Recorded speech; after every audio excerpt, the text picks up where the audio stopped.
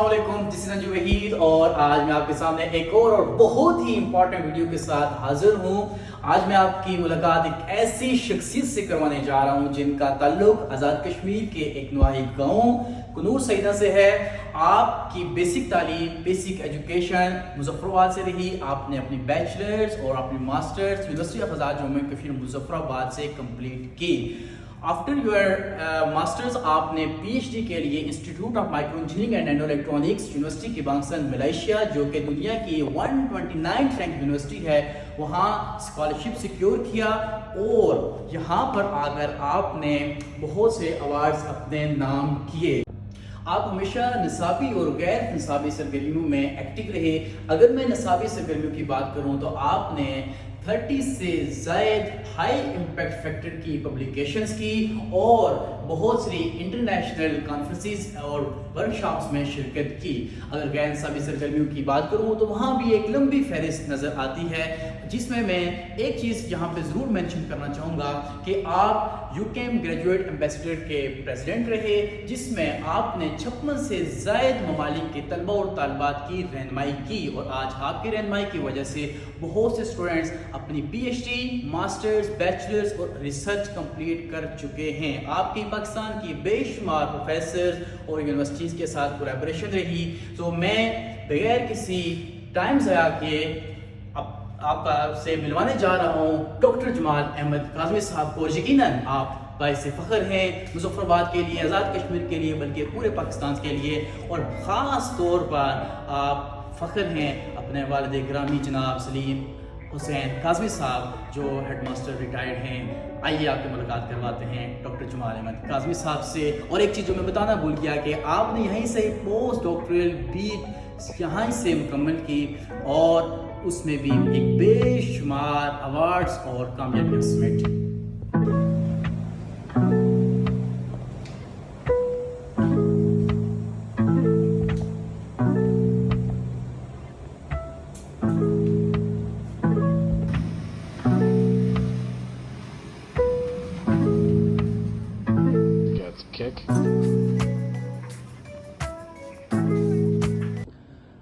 السلام علیکم ڈاکٹر جمال احمد کاظمی صاحب۔ وعلیکم السلام ورحمۃ اللہ سر تھینک یو سو مچ، آج آپ نے اپنے قیمتی لمحات میں سے کچھ وقت ہمیں دیا، اور ڈیفینیٹلی یہ جو آپ کے ساتھ ٹاک ہے یہ بہت ہی امپورٹنٹ تھی، اسپیشلی ان کینڈیڈیٹس کے لیے جو ملائیشیا آنا چاہتے ہیں یا کسی بھی اور یونیورسٹی میں پاکستان سے، بنگلہ دیش یا انڈیا سے موو کرنا چاہ رہے ہیں۔ تو بہت بہت شکریہ آپ کا۔ تھینک یو ویری مچ سر، میں تو آپ کا شکر گزار ہوں کہ آپ نے اپنے قیمتی وقت سے وقت نکالا اور ایک اہم موضوع کی طرف آپ نے لوگوں کو ان کی توجہ آپ نے مخاطب کروایا ان کو۔ تو I am very positive and hopeful کہ یہ ویڈیو بڑی افیکٹو ہوگی انشاءاللہ سب لوگوں کے لیے۔ اچھا سر، یہ 30 سے زیادہ پبلیکیشن اور آپ کے ایوارڈ کی ایک لمبی فہرست ہے۔ Best thesis award, graduate on time, nominated for doctor gold medalist award, national nano technology bronze award, اور شاید میں سارا اگر بولنا شروع کر دوں تو ٹائم اور لینتھ زیادہ ہو جائے گی۔ تو یہ اتنا ٹیلنٹ ڈاکٹر جمال احمد کاظمی میں کہاں سے آیا؟ سر آپ کی ذرا نوازی ہے، میں سب سے پہلے اللہ تعالیٰ کا محمد وآل محمد کی ذات کا شکر گزار ہوں کہ انہوں نے ایک اپنا خاص فضل و کرم کیا، اور یقیناً والدین کی دعائیں ہمیشہ شامل حال رہی ہیں، اور آپ بھائیوں کا جو سپورٹ ہے الحمدللہ وہ بھی ہمیشہ ساتھ رہی ہے۔ بس ہلکی سی میری کوشش اور ایفرٹس تھی، اور میں سمجھتا ہوں کہ کوشش کرے بندہ تو کیا ہو نہیں سکتا، تو ہم نے ہلکی سی کوشش کی تو باقی اللہ نے اپنا خاص فضل و کرم کیا۔ سر آپ کی جو بیک گراؤنڈ اکیڈیمک وہ university of Azad Jammu and Kashmir ہے، آپ نے وہاں سے بیچلرز کیا، وہاں سے آپ نے ماسٹرز کیا، اور نارملی وہاں سے جتنے بھی اسٹوڈنٹس پڑھتے ہیں ان کے ذہن میں اتنی موٹیویشن نہیں ہوتی کہ وہ آگے جائیں یا اسکالرشپس لیں، تو بہت کم اسٹوڈنٹس وہاں سے نکلتے ہیں۔ تو آپ کا کیا پیغام ہوگا ان اسٹوڈنٹس کے لیے؟ میں سمجھتا ہوں سر کہ میرا پیغام اساتذہ کے لیے ہے۔ ماشاءاللہ ہمارے پاس بہت اچھا سٹاف ہے اور بہت اچھے اساتذہ ہیں، لیکن ان کی رہنمائی میرے ساتھ ہمیشہ شامل حال رہی ہے، انہوں نے ہی مجھے گائیڈ کیا، لیکن پھر بھی کہیں نہ کہیں یہاں پہ آ کے اندازہ ہوا کہ کمی ہے گائیڈنس کی، اور بچوں میں اندر وہ سارا پوٹینشیل موجود ہے۔ I was just a normal student, لیکن بچوں کے اندر وہ جو اسپارک ہے جس کو انہیں اور پروان چڑھانا ہے، اس کے لیے اساتذہ کا بڑا اہم کردار ہے، اور اس طرح کی کئی کاؤنسلنگ کی ضرورت ہے جس سے بچوں کو اسکالرشپ کے حوالے سے اور فیوچر کی رہنمائی کے لیے موقع مل سکے۔ اچھا، اسکالرشپ لینے کے لیے اگر جو نئے اسٹوڈنٹس ہیں آپ ان کو کیا گائیڈ کریں گے کہ وہ کیا کریں، وہ کون کون سے اسکالرشپ آج کل اویلیبل ہیں؟ کیونکہ آپ نے ماشاءاللہ سے مختلف دنیا کے ممالک میں وزٹ کیا ہے، مختلف لیبس کا آپ نے وزٹ کیا ہے، مختلف جگہ آپ کانفرنسز کے لیے گئے ہیں، تو کون کون سی اسکالرشپس جو ہیں ایزی اسکالرشپ جو ہمارے اسٹوڈنٹس کے لیے اویلیبل ہیں، اور اسٹوڈنٹس کو کا فرسٹ اسٹیپ کیا ہونا چاہیے، سیکنڈ اسٹیپ کیا ہونا چاہیے، اس کے بارے میں پلیز تھوڑی سی رہنمائی کر دیں. جی بالکل انجم بھائی، آپ نے اچھا سوال کیا ہے، اور میں تو مختصراً یہ کہوں گا کہ سب سے اہم جو اس پہ معاملہ ہے کہ آپ کسی بھی اسکالرشپ پہ اپلائی کرنے سے پہلے، اور سب سے جو ایزیسٹ اسکالرشپ جو ہمارے پاکستان جس سے واقف ہیں وہ CSE چائنا کی اسکالرشپ ہے، جو کہ فلی فنڈڈ بھی ہوتی ہے اور ایک ریزنیبل اماؤنٹ آپ کو ملتی ہے. کوشش کریں کہ آپ اپنے وہ سارے ڈاکومنٹس، جو بھی ڈاکومنٹس کسی بھی اسکالرشپ سے ریلیونٹ ہیں، چاہے وہ آپ کے اکیڈمک ڈاکومنٹس ہیں، آپ کے انگلش پروفیشنسی یا آئلٹس ہے، یا باقی جو بھی آپ کے جو ضرورت کے ڈاکومنٹس ہیں، ان کو آپ اسکالرشپ اپلائی کرنے سے پہلے پورے کر لیں. اور آپ کے جو موٹیویشنل اسٹیٹمنٹ آف پرپز جس کو کہتے ہیں، موٹیویشنل لیٹر یا پھر SOP کہتے ہیں، یا پھر آپ کے جو ریفرنس لیٹرز ہوتے ہیں جو آپ کے پروفیسر کی طرف سے آپ کو ملتے ہیں، وہ ہمیشہ پورے ہونے چاہیے. تو بہتر یہ ہے، میرا ایکسپیرینس ہے کہ اگر آپ کسی بھی جگہ اپلائی کرنے سے پہلے سارے ڈاکومنٹس ریڈی رکھیں گے تو میرے خیال میں انتہائی آسان طریقے سے اور بہت جلدی آپ اپلائی بھی کر سکتے ہیں، اور آپ کو پروفیسر کی طرف سے اچھا رسپانس بھی مل سکتا ہے، اور اسکالرشپ والے بھی آپ کو کنسیڈر کریں گے. اگر آپ کے ڈاکومنٹس پورے نہیں ہیں تو میرے خیال میں سب سے پہلا اسٹیپ یہی ہے کہ آپ ڈاکومنٹس پورے کریں، اس کے بعد اسکالرشپ کے لیے اپلائی کریں. باقی اسکالرشپ کے حوالے سے دنیا میں بے شمار اسکالرشپس آتی ہیں، اور جو سب سے آسان طریقہ کار وہ یہی ہے کہ آپ پروفیسر کو رابطہ کریں، اس کو اپنا آپ ای میل سینڈ کریں اور اپنی CV اٹیچ کریں، اور اس کے علاوہ آپ اس کو اپنا انٹرسٹ شو کریں کہ میں اپنے فلاں فیلڈ میں اپنے اکیڈمکس کو پرسیو کرنا چاہ رہا ہوں. اگر تو اسکالرشپ پروفیسر کے پاس اویلیبل ہے تو وہ آپ کو آفر کرے گا، اگر نہیں ہے تو وہ آپ کو ضرور گائیڈ کرے گا کہ آپ فلاں جگہ اپلائی کریں، فلاں جگہ اپلائی کریں، اور میرا نام آپ پروین میں ڈال دیں. آلرائٹ. اچھا، آپ نے دنیا کی 129 رینک یونیورسٹی سے PhD کی، اور اس کے بعد وہیں پہ جاب کی as a post doctoral research fellow. تو اگر میں اسپیسیفکلی آپ کی یونیورسٹی کے حوالے سے بات کروں تو یہاں کون کون سی اسکالرشپس اویلیبل ہیں؟ سر یہاں پہ مختلف اسکالرشپس اویلیبل ہیں. سب سے جو پریسٹیجیس اسکالرشپ کا نام ہے وہ وائس چانسلرز زمالہ کے نام سے ایک اسکالرشپ ہے. زمالہ بیسیکلی ملیشیا میں اسکالرشپ کو ہی کہتے ہیں. تو وائس چانسلر زمالہ جو ہے وہ سب سے پریسٹیجیس اسکالرشپ ہے، جس میں آپ کو تقریباً پاکستانی کوئی 2 لاکھ سے زیادہ، میرے خیال میں 2 لاکھ کے آس پاس پیسے ملتے ہیں ماہانہ طور پہ. اس کے بعد آپ کو ہاؤس الاؤنس ملتا ہے وغیرہ وغیرہ. لیکن اس کے لیے آپ کے اکیڈمکس ایکسیلنٹ ہونا چاہیے، آپ کے پاس آئلٹس کا اسکور ہونا چاہیے، آپ کے پاس جو ہے وہ آپ کے جو CGPA ہے کم از کم وہ آپ کا 3.5 سے اوپر ہونا چاہیے. اور اسپیشلی ملیشیا کیونکہ پبلیکیشن اورینٹیڈ اور یونیورسٹی بھی ریسرچ اورینٹیڈ یونیورسٹی ہے، تو پبلیکیشنز جتنی زیادہ ہوں گی اور جتنی اچھی ہوں گی وہ بہت میٹر کرتا ہے. سر آلرائٹ.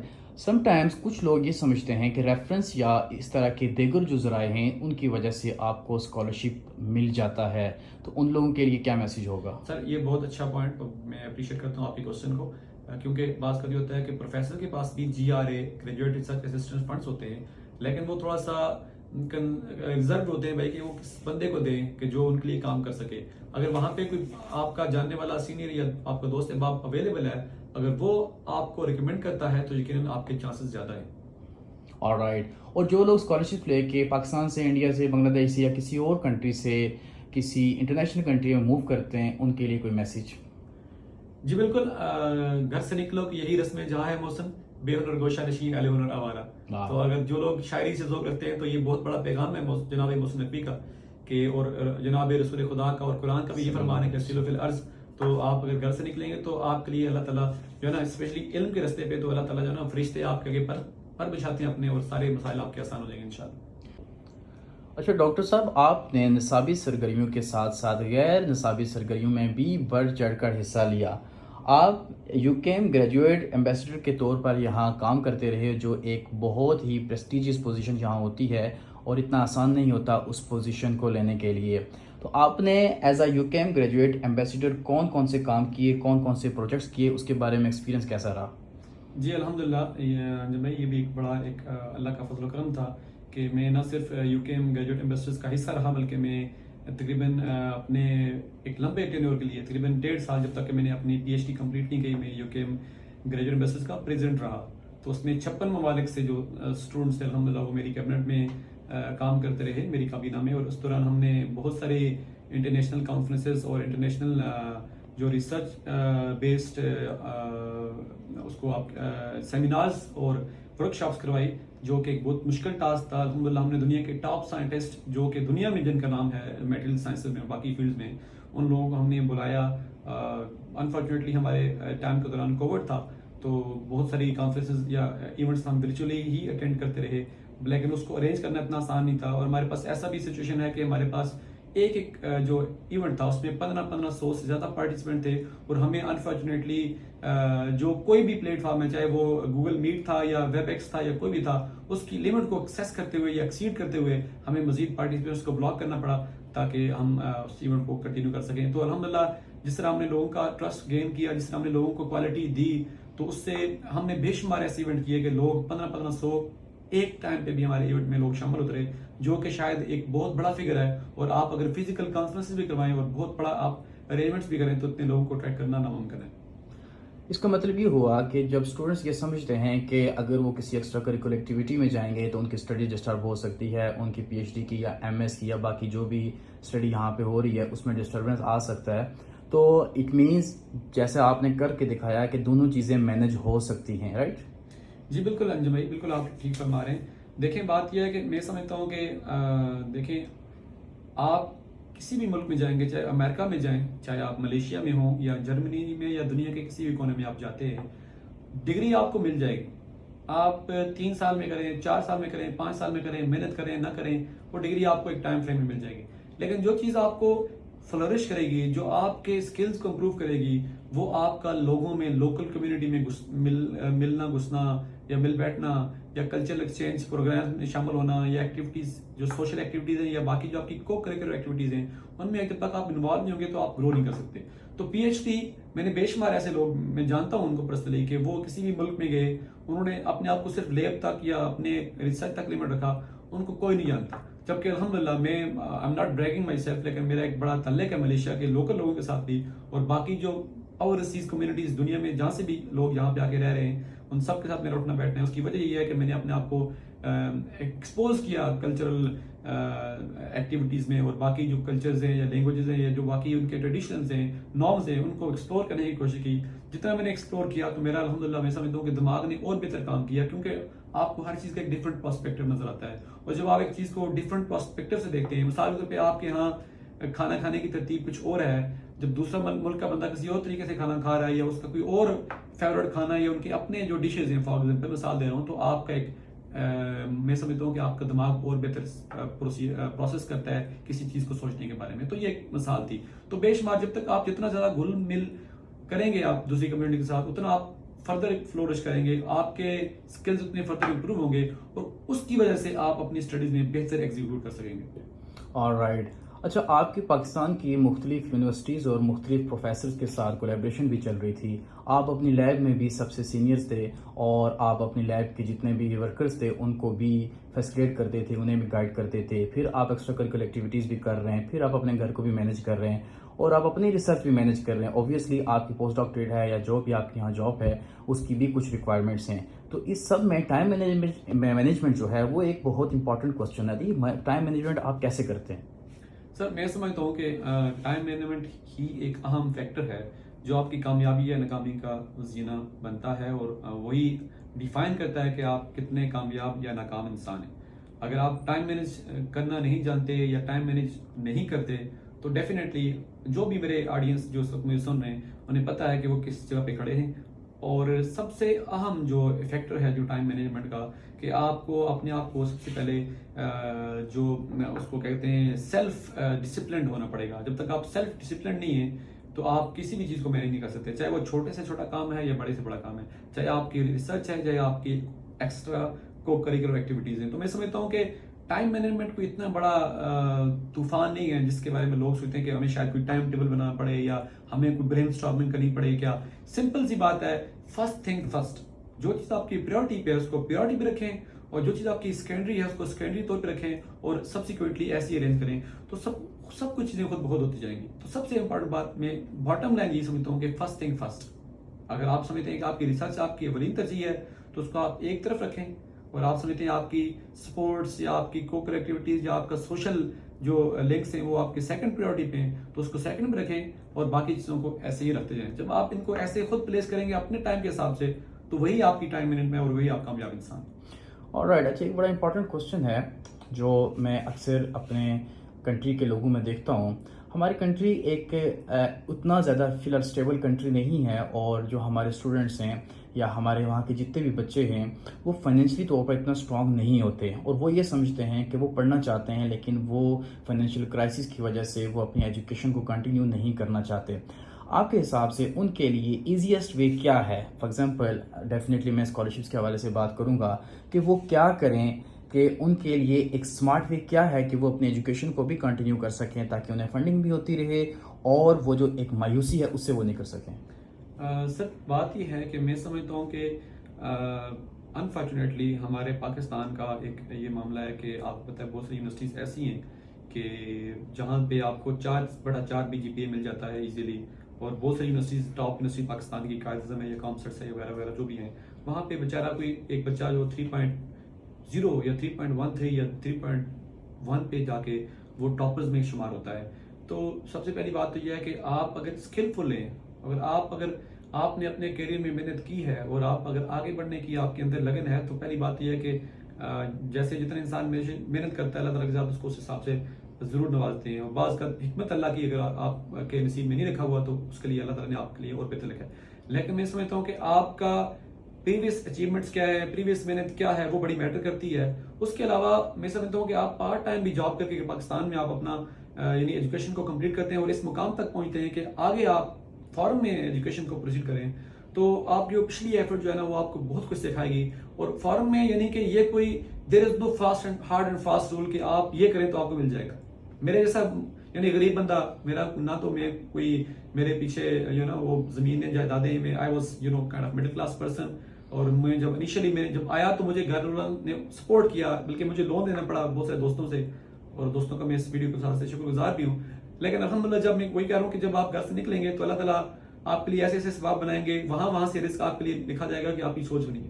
تو سب سے مشکل سٹیپ انجم بھائی اس پوری ویڈیو کا باٹم لائن یہ ہے کہ سب سے مشکل سٹیپ یہ ہے کہ آپ نے اٹیمپٹ کرنا ہے، آپ نکلنا ہے۔ جتنے جلدی آپ نکلیں گے، آپ سفر کریں گے، سفر کرنے کے بعد دیکھیں آپ کا جو پاس ٹو ایکسیلنس بھی اگر آپ اس کا پلاٹ دیکھیں تو سب سے پہلے آپ کے پاس جو ہے نا وہ اسٹارمنگ ہے، اسٹارمنگ کے بعد ڈیفارمنگ ہے، پھر نارمنگ کا سٹیج ہے۔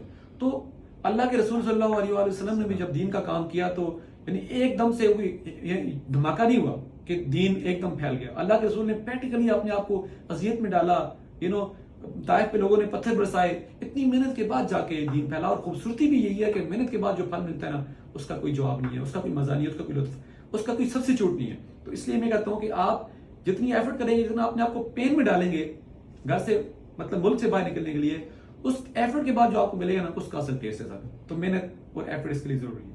ماشاءاللہ سر، بہت ہی خوبصورت آپ نے آنسر دیا۔ ملائیشیا میں آپ نے کافی قیمتی ٹائم گزارا، ملائیشیا کو جانے کے بعد مس کریں گے؟